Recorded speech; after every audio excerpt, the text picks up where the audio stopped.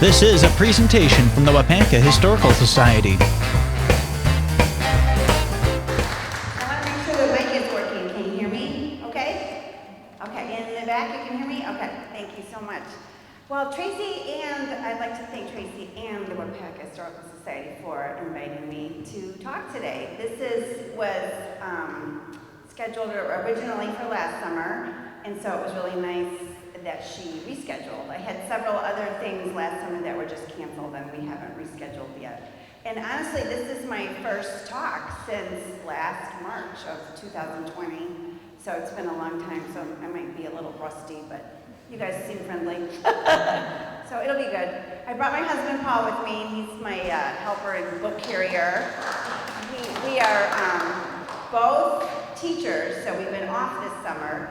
And Tracy asked me right away, are you ready for school? And I just kind of laughed because this is the first summer in all the years I've been teaching that my principal and our literacy coach and our math coach, everyone said just take the summer off, which was delightful. So it was such an interestingly crazy year last year that we really needed a break. So we've really been enjoying being outside and not doing any schoolwork. So she's one of the first people that said, are you ready to go back to school? And I think with this talk, I'm thinking school again. I'm really happy you're here for this presentation about one-room schools, and I can tell already that there's really high interest. I know I've already talked with several of you that either went to one-room schools or you're working on a project restoring one. It's just amazing. I'm so happy to hear that. You probably are familiar with Jerry Apps. That is my dad, and people always want to know how he is, so I usually start with that. He's fine. He turned 87 in July, so he and my mom are, they're getting older and they have some health things happening, but you'll be happy to know that he is writing. He's so prolific. I don't know how he does what he does. He literally gets up every morning at 5:30, goes for a walk, comes back, and my mother says he's in his office writing by 7 o'clock in the morning, and he writes all morning every day. So he's still working and coming up with ideas of things to work on. He and my sister-in-law are working on they call it the thinking book. I don't know what the title is, but it's a book on critical thinking. And I think his old professor ways are coming back. He wants to help people think about things, I guess. I haven't read that one yet. But there's also good news that Wisconsin Public Television last March had another Jerry Epps movie in the works, which was postponed because of COVID, and then the producer, Mick Dirks, who produced all of the other ones, he retired.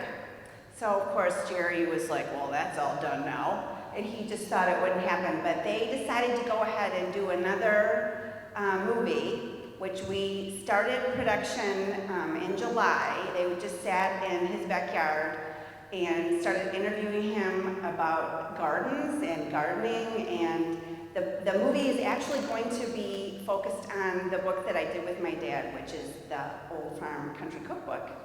So I guess I'm supposed to be in that one also, which should be interesting. They're gonna have me talk about the recipes and how I took my grandma's recipes and redid them so that people can cook from them today, and kind of how we worked on that project. So that movie is supposed to be out for the pledge drive for public TV in not this December, but the following year. So that's the update on the Jerry. Anything else I should say, Paul? I don't know. He keeps track of his garden, and he's fine. He's going to be happy to hear that you were thinking of him. He loves to hear news like that.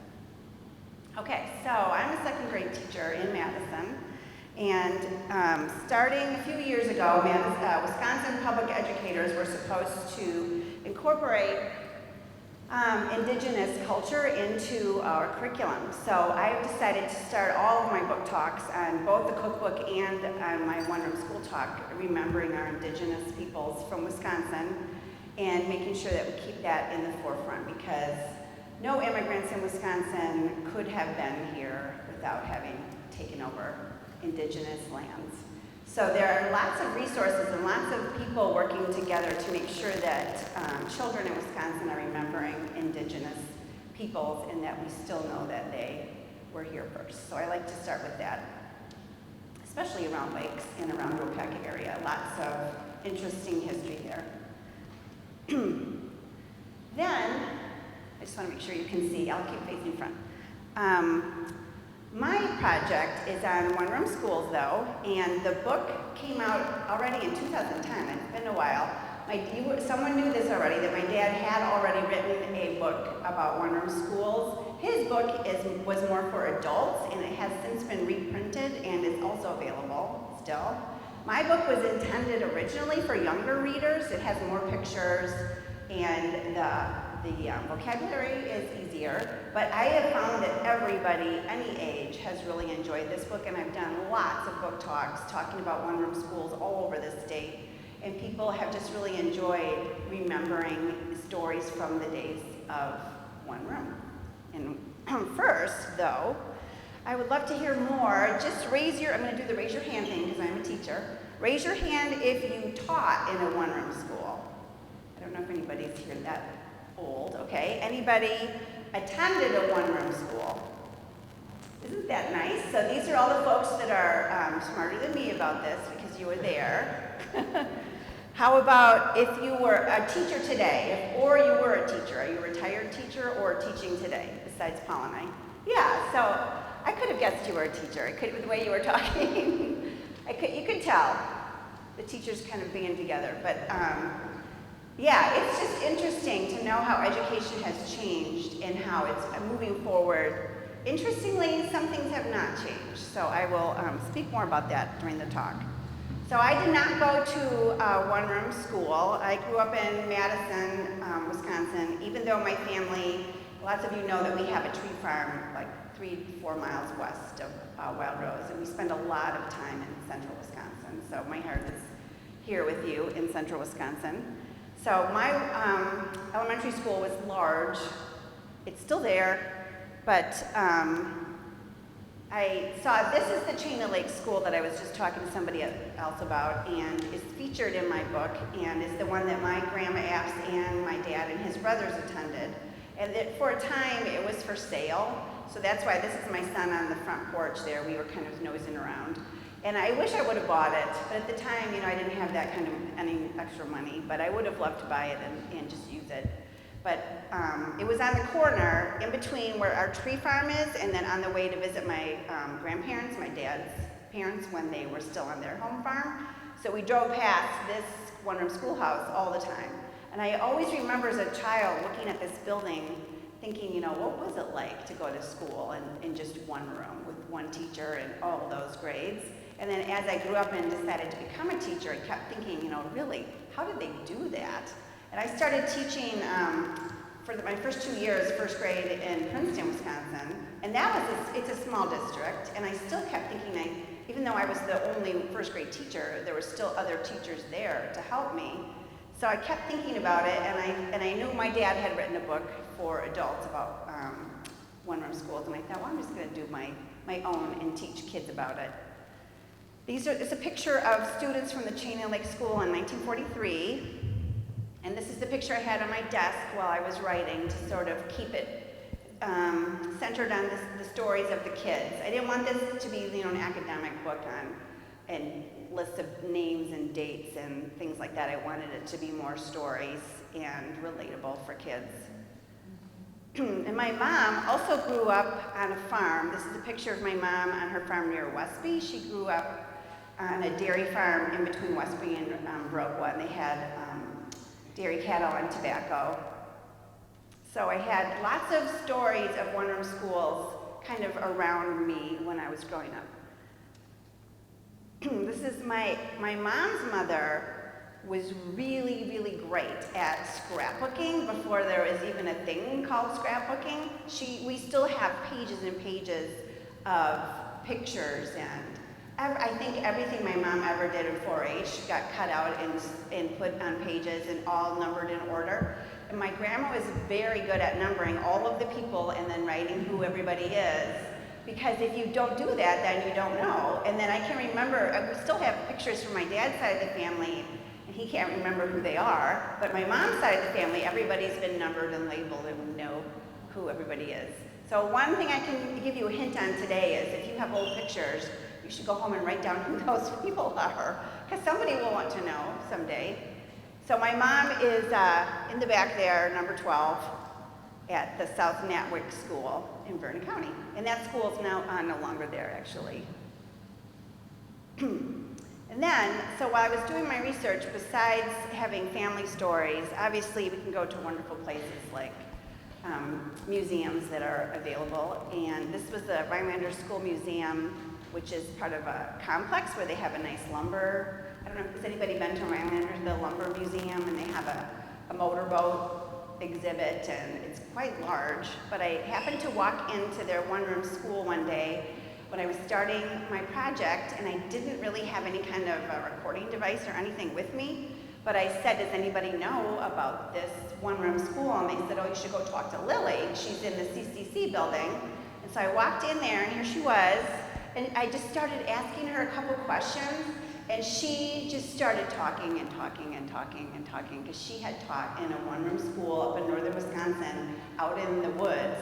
And she just had so many stories, and I quick grabbed some paper from my purse and started writing things down. And she was just lovely and wonderful, and remembered very specific things like the smell of the floor when you take the cleaning dust solution thing when in the fall. Anybody know what that's called? I've already forgotten. There's a special dusting stuff, compound that you put on the floor to clean it in the fall, and she remembered that that was a specific smell. And she told me about the smell of soup in the winter, because they would put a big pot of soup on the wood stove, and then all the kids would bring in things. Oops, excuse me, it's the microphone. All the kids would bring in things to put in the soup, and she remembered specific stories about students, and it was just enjoyable. She was just lovely to talk to. She sent me a couple pictures to include in the book of her when she was teaching, so that was fun.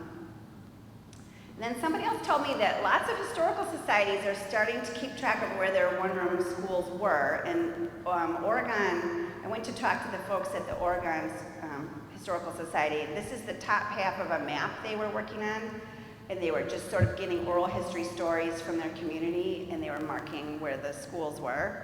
And then also in Buffalo County, they were doing a pin thing like you were telling me about, where they have a map and they've got pins on them where they're marking where all the schools were, because when people stop in, they want to be able to tell them where their school is or was. And besides, so family stories and oral history and historical societies, there's a Reed School in Neilsville. Has anybody visited the Neilsville School? It's a beautiful brick building that's owned by the Historical Society, and it's a site you can visit.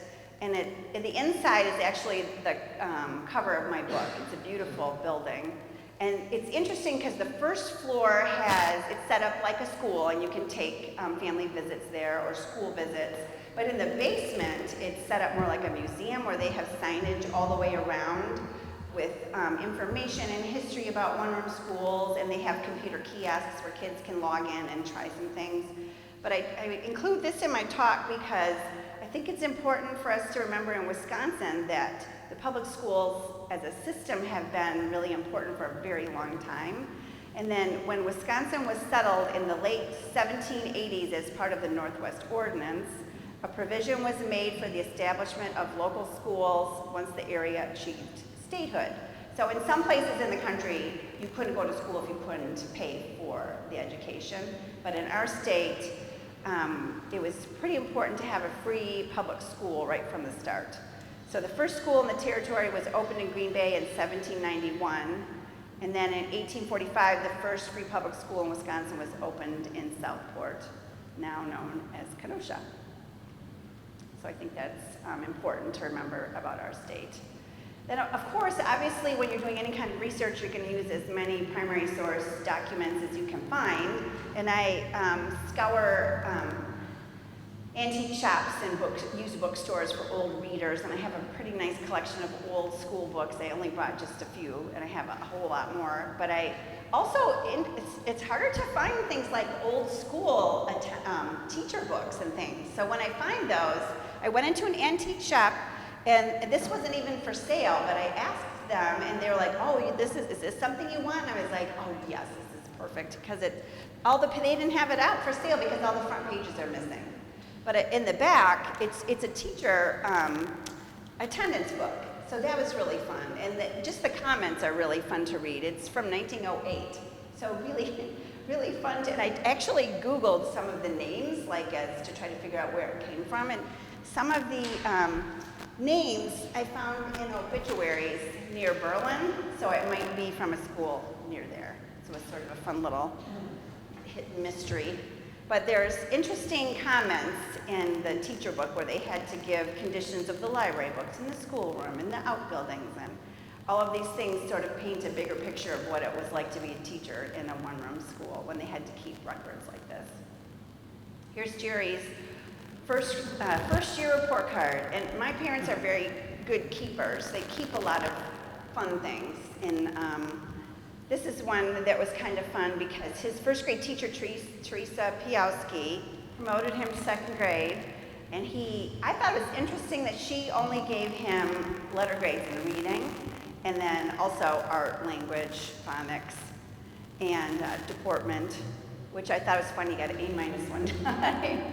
Otherwise, he was a nice little boy. No times tardy and 2 times absent, but I thought it was interesting that as a first grader, because there's no kindergarten, so he just started school as a first grader, that he got an A, and then, so it told me that reading was very important even then for very young children, which it is today also.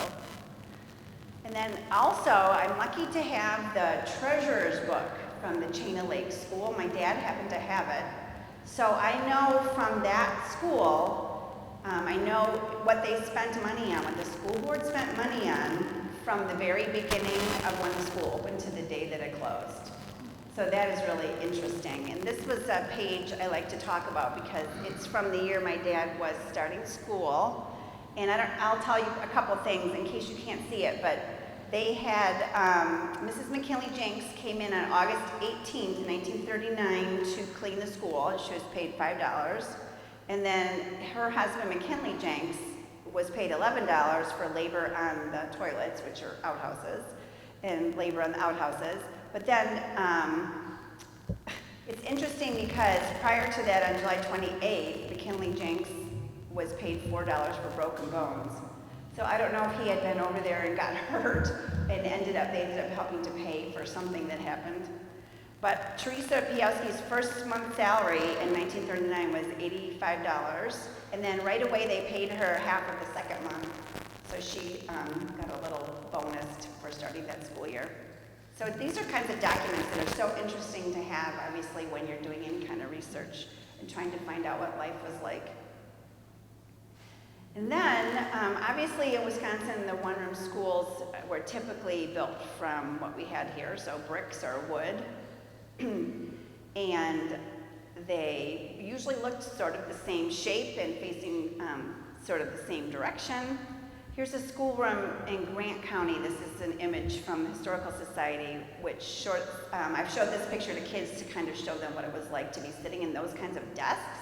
Those are really different for kids today. They have, the desks are not connected like this, and it's kind of fun for kids to see what a classroom might have looked like. And this is DOP School in Portage County. So it's a typical inside classroom that I show kids. The kids get a kick out of that little hole in the desk because they think it's a cup holder. And I say, like in a car, I'm like, it's not a cup holder, you know, it was for ink, it's an inkwell, so then we have to talk about what ink is. But typically I start out showing kids what a room might have looked like with the desks and the teacher and the piano, and we just sort of do an introduction. But then what I like to have kids start thinking about is I like to have them practice thinking about history and thinking like a historian.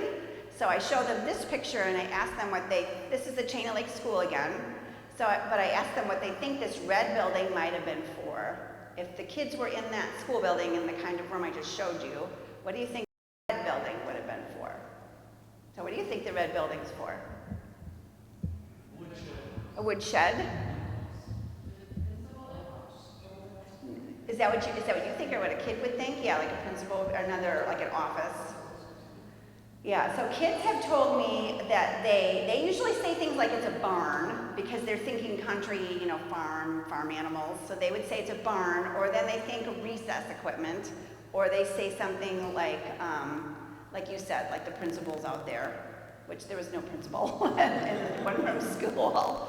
But you're right, it's a woodshed. So that was the woodshed, and at the Chana Lake School, they also stored, like rakes and sawhorses out there because they used sawhorses as a stage for the Christmas program. So to get kids started thinking about what kinds of things were there, and then I said, well, that's interesting, and tell them it's a woodshed.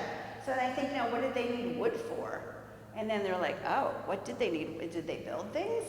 And I'm like, no, they didn't build. They could have, but that's not what it was for. So these are questions you can start using with kids or kids that you know to have them start thinking about the past. So if they had a woodshed, they must have needed wood, and that was how they heated the building. So then we talk about wood stoves and what's a wood stove, and how do you keep a wood stove going, and oh, that must have been cold in the winter for the teacher when you go there in the morning and the wood stove hasn't been started yet.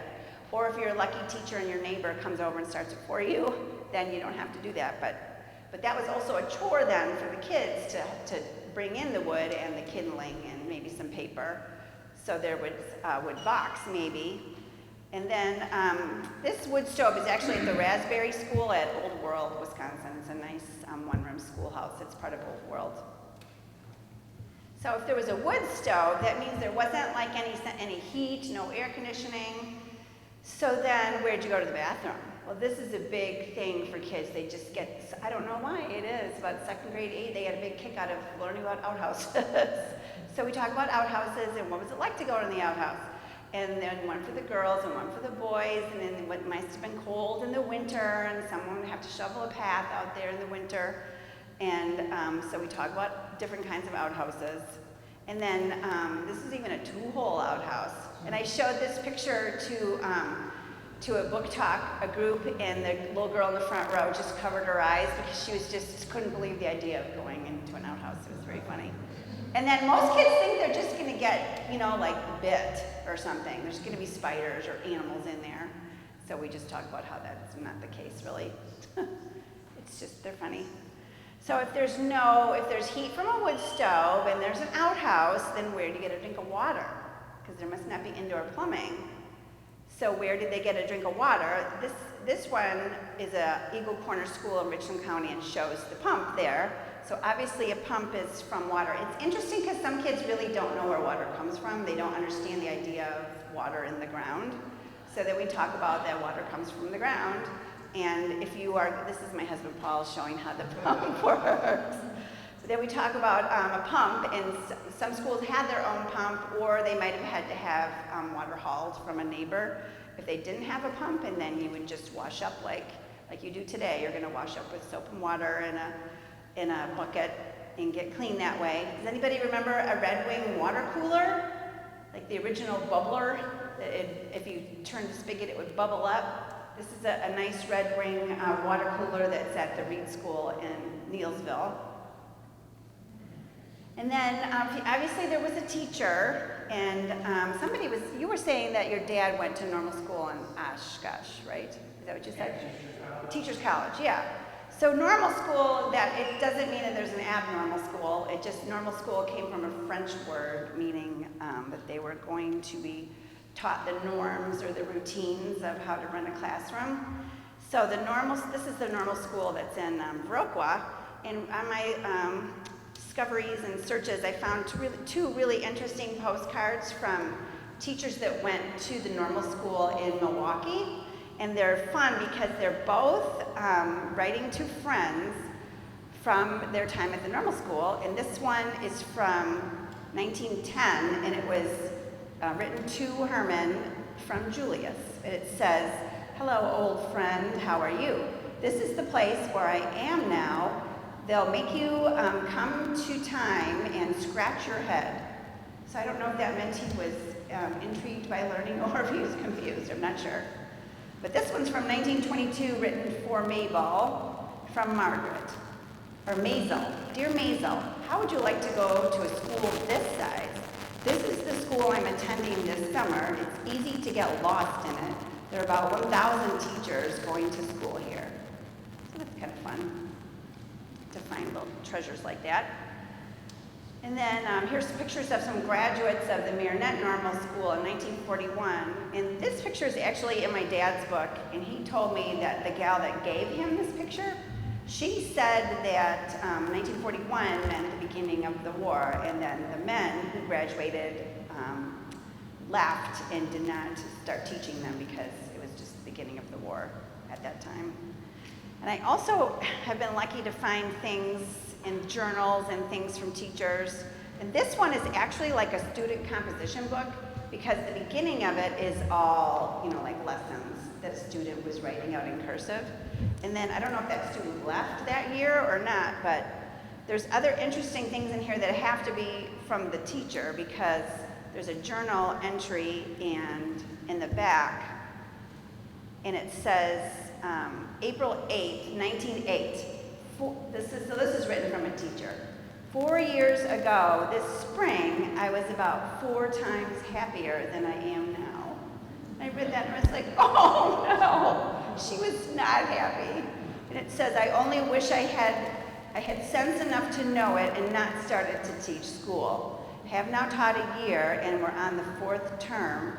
Gee, I hate to teach school. I would never let anyone start if I could help it. It wouldn't be so bad if you weren't in the woods and more than 50 miles from town. I have left 2 months and 2 days after this, which wish it was just the 2 days. So that gives you a really interesting picture of someone who's really literally stuck in the woods. But the rest of it, I've read through it, and it's just so fun to hear firsthand accounts of what life was like. I think most teachers tell me they really liked teaching in one-room schools, and most kids say they really loved being in one-room schools. And this is a teacher who's pulling that bell to get ready. She looks like she's ready to start the day. And Paul and I went up to do a talk for Dunn County Historical Society, and this gal, Ethel, was a volunteer, like the kind of volunteer that takes all the school groups through the museum. And she was getting a Volunteer of the Year award that day, and so she took us over to the schoolroom after the talk, and she was so happy to show us how to ring the bell, and she was very proud of that building and everything they had in it. That was fun. This is actually again, that Rhinelander school, which they just put up a whole bunch of extra posters which were not there. So when you're doing this kind of work, you have to figure out if you want it to be authentic to the time or if you just want it to be friendly for kids today.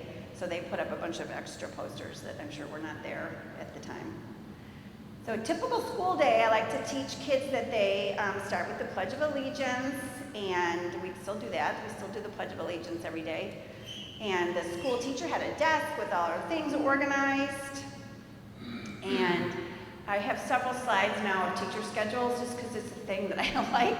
So I'll zip through these real fast. But it's interesting to know that how much curriculum you could get. And this has answered that question, how did they do that? You can get a lot of curriculum to a lot of kids in a day if you're just doing it in these little 15-minute increments.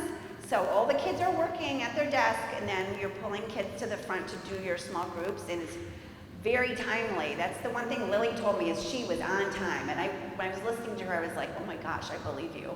She was like on the clock. She was very organized and just kept pulling those kids in, and then when you were done, they went back to do their lessons at their desk. So this was 4th grade opening exercises, primary reading, 2nd grade reading, 3rd grade reading, 4th grade reading, 5th grade reading, civics, and then recess finally at 10:30.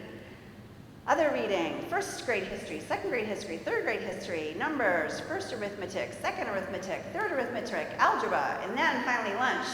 So that was a very busy morning. That was only half a day. Here's the other half of the day, agriculture, and then reading again for those beginning readers, 1st grade reading, 2nd grade reading, 3rd grade reading, and then grammar for 1st, 2nd, 3rd grade, and geography, another recess, and more reading, physiology, spelling, writing, drawing. It's a very busy day.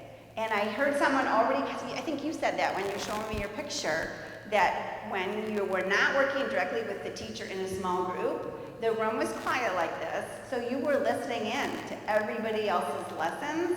I think it was like an amazing multi-age curriculum And what an amazing experience for those kids. So if you were in second grade, you were listening to the first grade lessons again, and then you were listening to the third, fourth, fifth, sixth, seventh, eighth, everything you were going to be getting, so that by the time you were getting to it, you're like, oh, I think I heard that before. And what an amazing circular way of teaching. I just think that somehow when we got bigger and put kids in age grades, that something was lost a little bit. Because even today in my second grade classroom, every year I have kids coming in that are really honestly reading like they're in kindergarten still, and then we've got kids that are just like fifth graders. So I tell them, it's like, oh, you're my one-room schoolhouse still, because they're reading at all different levels anyway, and I'm still doing those little small groups, and kids are still listening in. I don't make them stay as quiet as I think Lily did, and we do things a little bit different, but the idea of listening in and learning from each other is a really important and really valuable lesson from the one-room schools. There's more schedules because I think they're cool, but this teacher combined, probably depending on how many kids were in that grade, so she had 7th and 8th together, 3rd and 4th together, 5th and 6th together. And then, of course, there was some books available in the classroom, and then some people have told me there were sometimes visiting libraries or a little bit of a circulation of books coming in and out. And I thought this was fun. This was a teacher that painted a flower every time the kids read a book. So they got a little flower to match their name, a little original reading incentive program. And then this is in the Rhinelander School Museum. It's basic word families and phonics, which we still do that. So it's kind of fun to see that in a museum. And then this picture I've showed kids, and they're like, what's with the belt around those books? And I said, well, it's how somebody might have carried their books if they didn't have a backpack, really. They just carried books home. So that was one way to carry your books, was to put them in a belt. Here's Jerry's first grade primary reading certificate. So that year he read the animal book, The Story of Milk. The Story of Milk, that's my favorite. The Wise Little Hen. The Story of Buttons, which I bet was a puppy.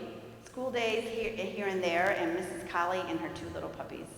So not too different from what kids like to read about today. Animals and things in their life. Spelling.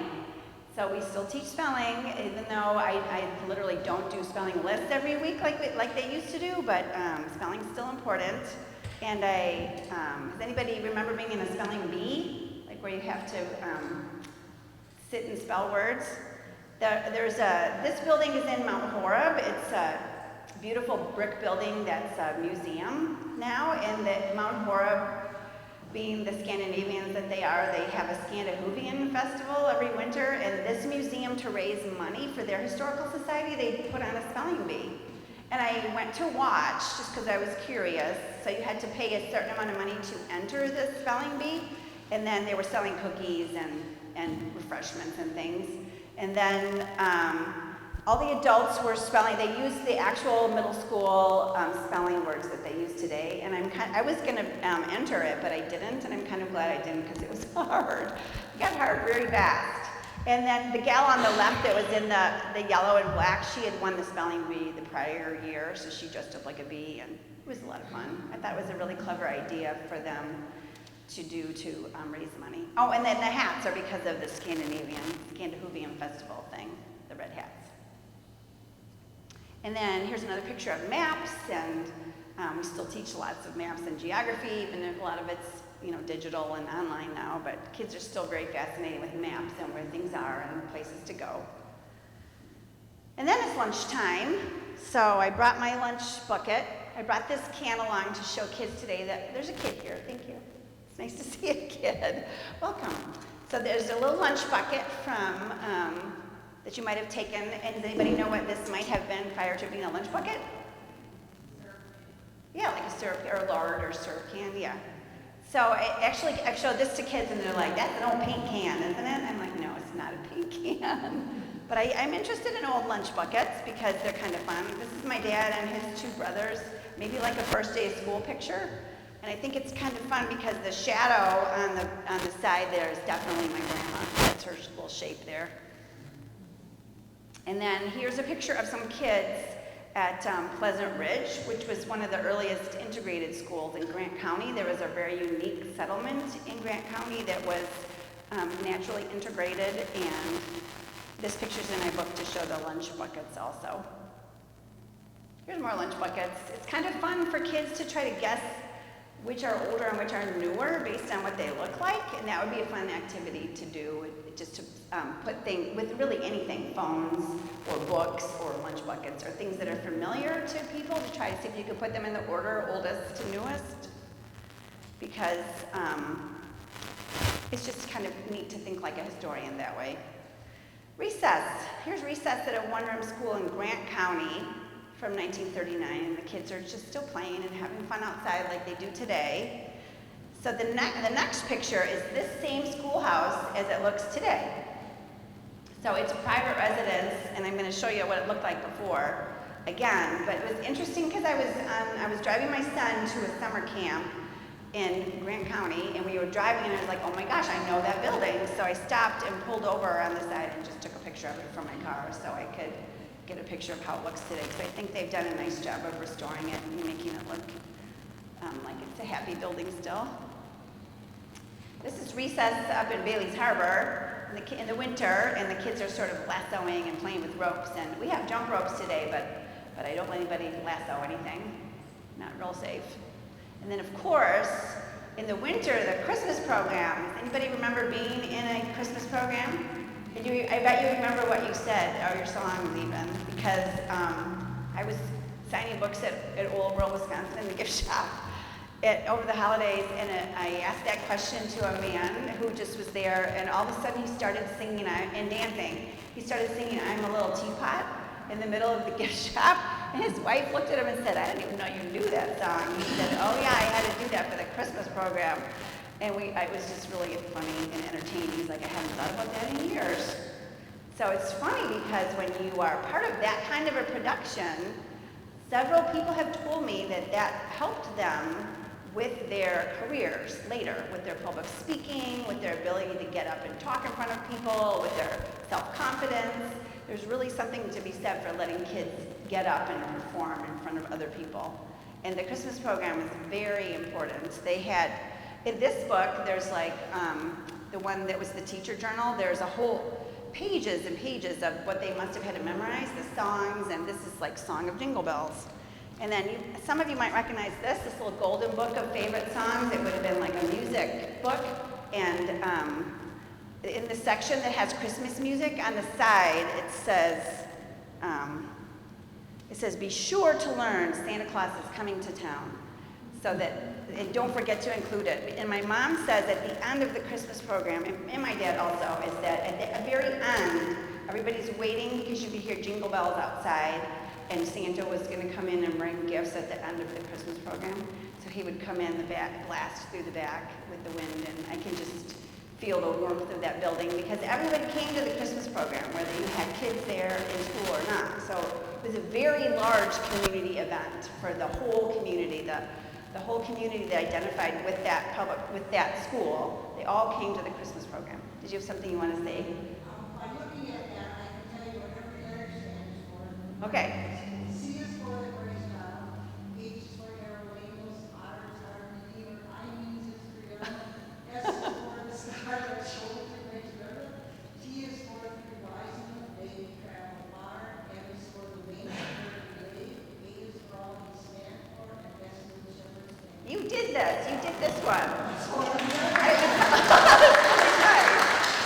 You probably couldn't all hear her, but at the end we have an extra mic, and then if you have any more stories like that, I would love to hear them. That was wonderful. That's the first time. You're the first person that said that. That's wonderful. Thank you so much. Yeah, so this is another picture of a Christmas program. I don't know if those are poinsettias or if they were trying to do some Hawaii thing or what, but I like this picture because there's a curtain there. And my dad said they did the same thing where they strung a wire across the front and then they had like sheets, you know. And then sometimes they had a nativity with a mirror, you know, somebody in a robe, and they had a baby, Jesus. And one of my dad's favorite stories, that I told him he would put this in a picture book. I don't know if he ever will, but there was one Christmas program where a mouse came out of the piano right in the middle of the very important Away in the Manger song. And of course, everybody's giggling, and the teacher had her back turned because she's playing the piano, and she's like, why is everybody giggling? And they just couldn't stop laughing. This little mouse was right there in the show. So lots of fun Christmas program stories. My mom's a saver, so she saved this little Valentine that she made for her parents at Valentine's Day at the one-room school. It was just a piece of construction paper with a little tissue tied on there. It said, you can't rub out my love for you. So most one-room schools had several times in the year where they had a party and invited people to come in, and Valentine's Day was one. And here is springtime, maybe an Arbor Day, sort of playground cleanup in the spring. And then my aunt has also said that she got to do like a wiener roast, a hot dog roast at the end when they were done cleaning up the schoolyard. It was a really special day. Here's another party at the Chana Lake School. And this one's interesting because I know that from the treasurer's book, I know that they got electricity at that school in 1944. So I can tell this picture is after 1944 because of the lights in the ceiling. So it's fun to put those little pieces of history together and puzzle it out. But lots of times the moms were invited to come, bring food, and participate. I have another chapter in my book about School of the Air. Anybody remember listening to the radio while you were at one-room school? I don't have very many. I know that the public radio has several documents that if you go to their offices, you can see some of their old things. But School of the Air was something that was really unique to Wisconsin. So because of the Wisconsin idea and the university's intent to provide educational experiences for the entire state, that in the 1930s, radio was a way to bring the arts from the Madison campus to one-room schools all around the state. And there were very many kinds of shows that teachers could use a battery-operated radio, and then the teachers would get a teacher guide and be able to follow along and teach with the radio. So the programs included instruction in music and art, and dramas about historical events, discussions about literature, presentations about science, and teachers could register for manuals to supplement and enhance these lessons. And they were so successful that less than 10 years after they started, WHA had over 70,000 listeners, including the students at the Reed School. This is another signage from their exhibit in the basement. This is not an old one, but this is kind of what the Let's Sing children's songbook would have looked like. This one's from 1959 from Wisconsin School of the Air. And it wasn't just music. There was, teaching points and things for kids to learn while they were at the one-room school. So besides the regular teacher curriculum, they did have music and they did have art. And Professor Popcorn's radio show was part of School of the Air. And then in the spring, he held a concert on campus at the Stock Pavilion. So if you were available at your school to go down and visit and sing the songs from the year with large group of people. And then also, Waylon McNeil was a professor that did a show called A Field with Ranger Mac, which was supposed to introduce students to nature and science, which for farm kids, they're very nature-oriented anyway. So that was just encouraging them to be learning about learners. And then somebody else told me about someone here tonight that mentioned the spring softball game. And that was you. Yeah. And how in the spring, that at the end, often at the end of the school year, there was a spring softball game. And my dad says it's the only time he really saw his dad play, because he just didn't play. He took him fishing, he went ice fishing, and that kind of thing, but he didn't participate in games like this, except for the spring softball game. So that it was sometimes kids versus parents, or however they wanted to set it up. It was a very nice way to end the year with food, and sometimes the school board would get ice cream, and a very nice day for families. So this is a end of the year record of standing in the summer of March 1903 with teachers' grades and test scores. And she, in this teacher guide, gave the students, numbered them in alphabetical order and then have their ages, which is kind of fun. You can really see the ages were from two 6-year-olds up until age. The oldest in this one is 16? 16. So 6 to 16, that's a lot of ages. It's a lot of kids. These were my favorite, reading these end of the year teacher reports. So this one, I think, was a teacher report for a teacher who was leaving. And she wrote, in May of 1913, she wrote, "The children are all doing good work. Numbers 1 and 11 are promoted on trial." So maybe not. "A review should be given the first month. The schoolroom is in good condition. The wall in the entry should be repaired. The woodshed needs repairing, and the boys' closet is in very bad condition." So that makes me wonder if she had trouble with those boys. "A box of chalk and erasers are needed, also a new broom. A great many books in the library need repair, but cannot be rebound until a mending kit is obtained." At this point, I was thinking she sounds a little grouchy. "The children have not all got all the books necessary, but by sending to this address, you can get new books. If any information is needed regarding anything, address my letters to Kingston, Wisconsin." So I think she was leaving.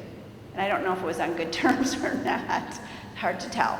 Because the next year, in that same book in 1914, the next teacher at the end of the year, all she said was, "The children are all doing good work. The bell needs repairing and a box of chalk is needed." So she must have been happy. And I get a kick out of this because I would love, love, love to say all I need for this school year is a box of chalk. And it's just not how teaching is anymore. But in my classroom, for real, I teach in an older building. And it's funny because I have chalkboards along one wall, and we don't tend to use chalk anymore because of allergies, and we just don't need chalk anymore. So I usually cover that up with paper. And then I have my dry erase board on another wall, and then I have like my giant pro board thing. So it's just like a history of education right there in one room. And at the end of the school year last year, we had to uncover everything because they were repairing some things in the room. So I took the paper off the chalkboard, and all the kids were like, "Oh, it's a chalkboard." And I just cracked up. I was like, and they were like, "Can we use it?" And I was like, "Well, I guess so." So we all started using it. They honestly hadn't seen a chalkboard. And I'm like, "Oh my goodness, what is happening with these kids?" Because they were just so excited when I took the paper off the chalkboard. It was very funny. So we got out some chalk and we used the chalkboard. It was fun. At the end of the year, this teacher also would give out little souvenir books so that kids could remember their teacher. And this one is from my dad's dad. So when the pupils are listed as Herman Apps, that's my grandpa and his sister Doris.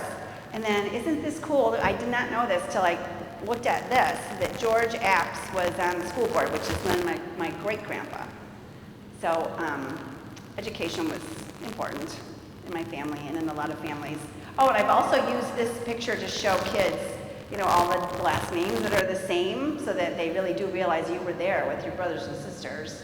And if you got in trouble, your brothers and sisters were going to know about it. So they were going to run, if you had to stay after school, they were going to run home ahead of you and tell your family so that you were not going to not get away with being in trouble at school. So obviously we don't have one-room schools anymore, and there was a point where there was questions about whether one-room schools were providing a good education or not. And this is a 1951 publication from the University of Wisconsin Extension, which is questioning whether rural schools were keeping pace with modern things. Like we've reorganized our ways of delivering dairy products, we've reorganized caring for the land, we've reorganized buying supplies.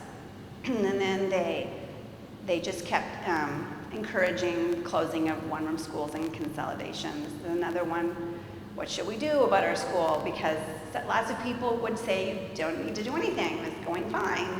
And I think both of my parents say that one-room school closings were very, very difficult for neighborhoods because families and even neighbors were maybe on opposite sides of the problem or didn't agree. And the closing of the one-room schools is very, very sad for lots of people. It really took the community center away, because if you asked people where they lived, they would often say the name of the one-room school. And then that's how you knew at about 2 miles out from that building, that was the neighborhood. So if you're closing that center neighborhood where you had Christmas parties and even used the building for a family anniversaries or returning from war or anything, that you were breaking up the community. But they did close, and sometimes the building was and the land was given back to the farmer if the farmer had provided a space, or they just sold off the buildings and sold off supplies and closed down. And here's just a couple interesting dates that in 1947, the Wisconsin legislature directed each county board to form a committee and develop a plan for consolidation of the county school districts. Even in 1947, a lot of them stayed open, way past that. In 1949, they modified it. A modified school consolidation law was passed, and a master plan must be submitted by 1951. And then, 10 years later, by 1962, nearly all of Wisconsin's one-room schools are closed. And in 1995, Wisconsin had about 420 school districts, which is 7,357 less than it had in 1939. So there were lots and lots of very fine working, neighborhood, community-supported public schools in Wisconsin for a long, long time. Here's a picture of the bus, Janesville's Consolidated School. So the kids in the country had to start riding a bus to school, going to school with the town kids, which is really interesting to talk about. Both my parents just have very interesting ideas about the town kids and the country kids. And then this patrol belt that my dad said they actually did have patrols out at, because it was a thing you had to do out at his one-room school, and they had, every day someone had to stand out at the road with this patrol belt on. There's literally, there's no traffic, but it was just a job that someone had to do when they started this patrol program. That's kind of funny. The Chana Lake School closed in 1955, and Faith Jenks, which is actually my aunt, was the last teacher. This is a picture, though, that was really old, and I love how today we can change and fix up old things, because they took this picture at the Historical Society and we were able to scan it and fix it. And then I was so surprised when I opened my book, because they ended up using that as the end pages for my book, and I didn't know they were going to do that. So that was just a really beautiful surprise when I opened it up. But the gal underneath the globe here, that's my grandma. So that's my dad's mom, who also attended the same school that he did. And her name used to be Eleonora, and then somehow she thought that was too German, so she changed it to Eleanor, and then called herself Eleanor. You can still visit lots of nice one-room schools. Here's the one over at Wild Rose. And we went in there during Wild Rose Days one year, and this gentleman was giving us a tour, and he was very proud of this building. Paul and I were there, and he was very talkative, by the way. Talk. Showed us everything at the school, and then all of a sudden he went to the corner and pointed to this spot. And I said, "What are you doing?" He said, "Well, I think my DNA is probably on this spot in the wall, because I had to put my nose here so often when I got in trouble." And I said, "What did you get in trouble for?" And he said, "Oh, I probably talked too much." And then we just kind of laughed, because he was still talking a lot. It was really fun.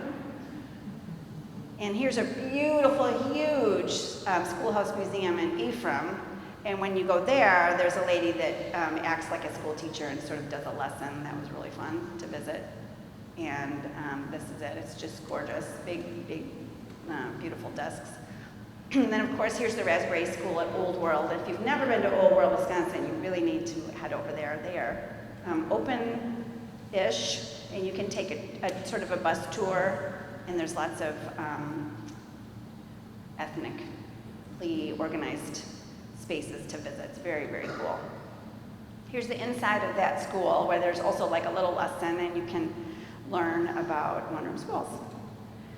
There's another day we were there as a different teacher. And then if you've never been to Stonefield in Cassville, they have a really nice one-room school it's fairly plain and more typical, I think, of one-room schools in Wisconsin. There is a picture of George Washington and Abraham Lincoln, and it's got the stovepipe across the top to keep the room warm, and the desks, and it's just real nice.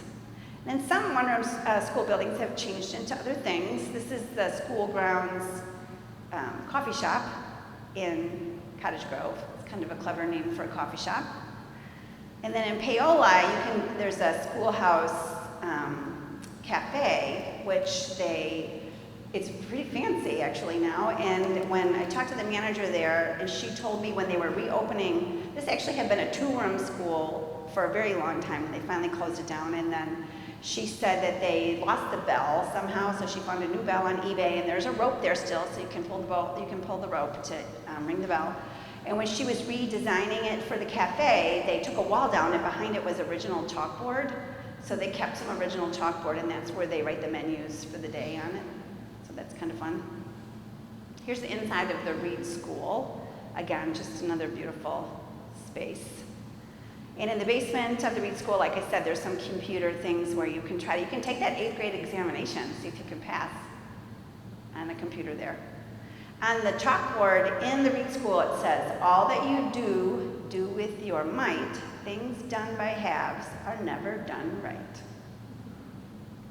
So I encourage kids, this is a slide I show to kids too, to ask older adults about the past and think about what has stayed the same and what's changed. And if you were thinking about doing any kind of memory book or any kind of saving some personal documents that you have for kids to see, that would be a great idea. Because somebody someday would love to see them. Okay, you ready for a quiz? Since we're talking about school. So your lesson for the day, in Wisconsin, the 4th graders learn geography. So I'm really gonna have you answer these questions, see if you're still awake. So the lesson for today is gonna be about geography, since we're in a water area here in Waupaca. But first, let's see if you can name the states that border Wisconsin. You can just shout them out. Okay, I think I heard them. Minnesota, Illinois, Michigan, and Iowa. Okay, good job. Still awake. Question 2. How about the waterways that form natural boundaries of our state? Mississippi River, which is interesting to tell kids, because if you look at a map of the United States, you know, it's all square out there in Colorado, and it's really interesting when kids figure out that, oh, that's why the borders of the states are that way, and that's the way they were, Mississippi really does form the borders. Okay, what else besides Mississippi? St. Croix. Yeah, lots of people forget the St. Croix. St. Croix, and obviously more rivers and lakes. I did forget the Brule River one time, and there was a gentleman that came up to me afterward, and he was so mad. He's like, you have to put the Brule River on there. And it's like, okay, when I get home, I'll add it. It's way up north. What's the longest river in the state?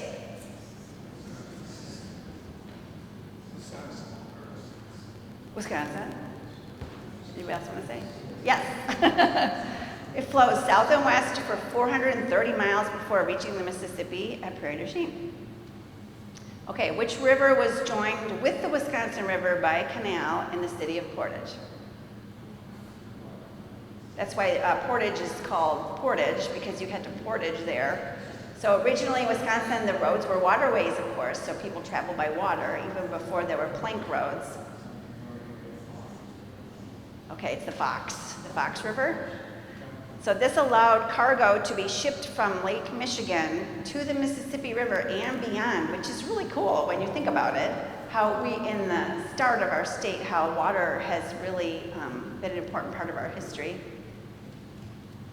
How about Wisconsin's largest inland lake?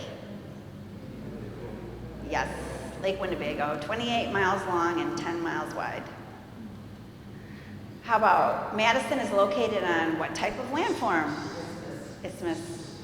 So that's funny, everybody, most people do know that, but I did this talk in Door County and there were several people from Illinois and they did not know what an isthmus was. And I was like, ha ha, we have something, we're one thing smarter than you, an isthmus.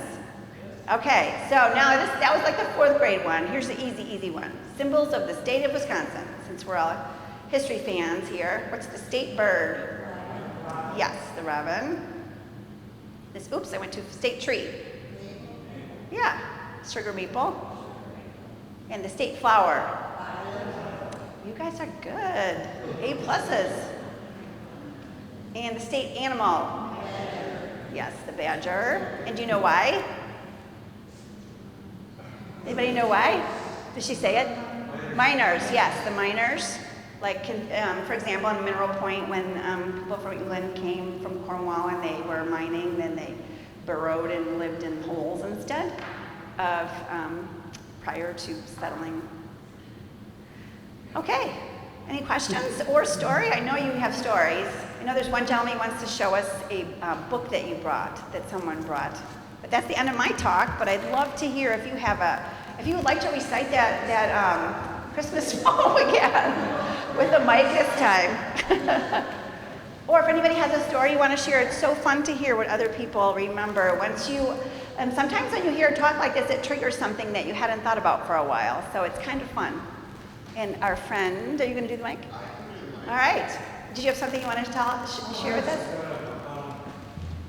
I'm originally from Suffolk County, and the school I went to was called Stone's Pocket.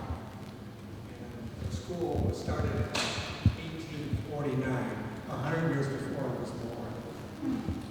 That's been remodeled. This book was written by a neighbor of mine. His name was Erhard Miller. And he lived in 2 farms down. And inside here we have a picture of every teacher that was in our school all the way back. So we have pictures of every one of the teachers and the school board members and all this. This is all the people that are involved in the school. But I guess the best memory I talk about is that people say, oh, one school, how good is it? People that keep students. But one of the things I'm most proud of is there were 3 people in my class when I closed when I was in 6th grade. All 3 of us graduated from college with honors. So I guess you can say, did you get a good education? I think we did.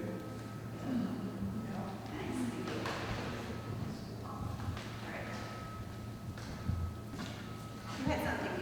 Yeah, He can come to you. You don't have to stand up if you don't want to. I grew up in Stevens Point and I went to the campus laboratory school, part of the university. And the school I went to, we had student teachers, and who were students at the university, and then they practiced on us K through 8. But in the basement of the campus school, they trained teachers to be teachers in one-room schools. And we kind of knew that this subterranean life was going on. And then when we went to high school, these kids all joined us, but they were, guinea pigs for the people who were going to be one-room school teachers. And let's see, I started there in 1950 and graduated in 59, so I know, through those years they were training teachers to be one-room school Yeah, teachers. thank you. That's really interesting. Yeah. That was Stevens Point Normal School at that time. Right. Because when I went to school up there, a lot of the people that lived in my dorm were coming from the one-room schoolhouses, and they had to get their 4-year education Right. to be able to teach in the regular schools. And I worked in the early 70s. Yeah. So they went to school to be one-room school teachers. They didn't just happen.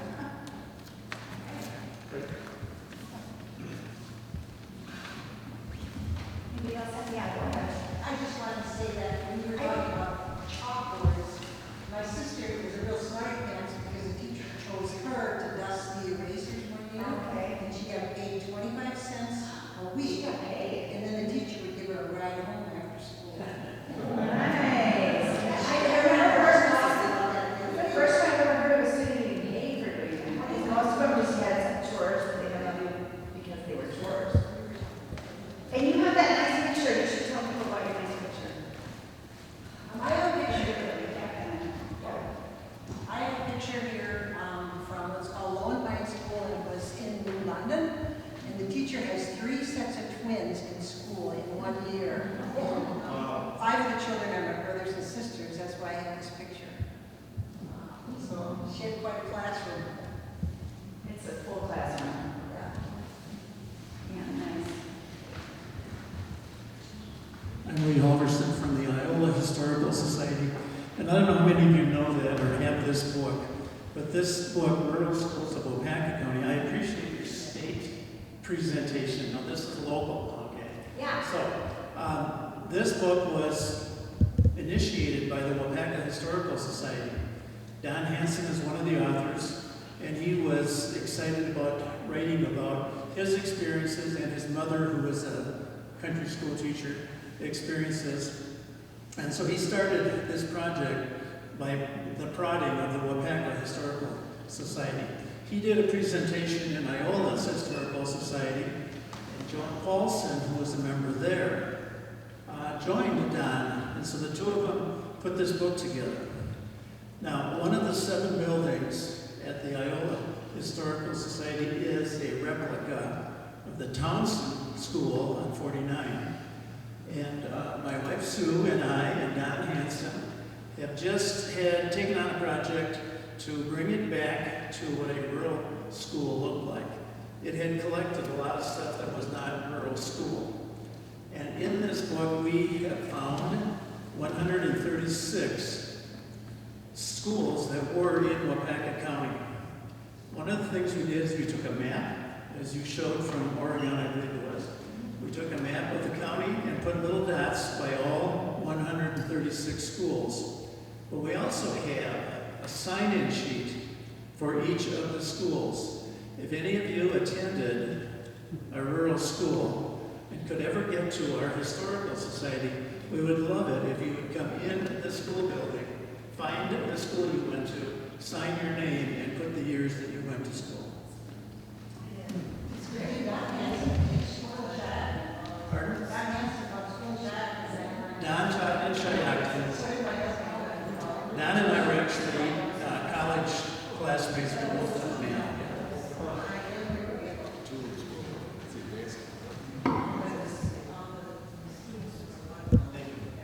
Yeah, thank you, that's great. Do you have something to say, you want to say to everybody or no? Did you have something you wanted to mention to everybody? No? Yeah, go ahead.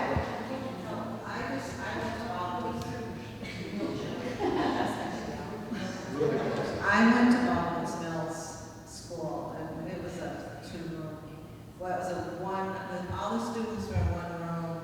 The other room was used for the gym and music, and it had a stage. But there was basically 3 families in that, at the year I went, that filled that school. Because there was 4 of us, and there was 2 other families that were pretty much filled, and a couple extras. What were the family names? Bloom, Spiegelberg, and, Bloom. Were there any Tims? Huh? Tims? I think maybe one. Bloom, Spiegelbergs, and Hildebrands, and Arnie Coleman. And I think there was one other person. My brother said her name was Sue. Yeah, it was awesome. Third grade, there was 2 of us. Yeah, okay, thank you so much for coming tonight. I know Tracy really appreciates your time, and I do too. And if you want to talk to me some more, tell me another story, Paul and I will be up at this table. I bring lots of things just for people to look at, and lots of examples of people who like to send me the ways that they've incorporated and put together booklets of their own family histories and things. If you're looking for an idea of how to do that, I bring those along so people can see them. But thank you for your time. I really appreciate it. This is a lot of fun.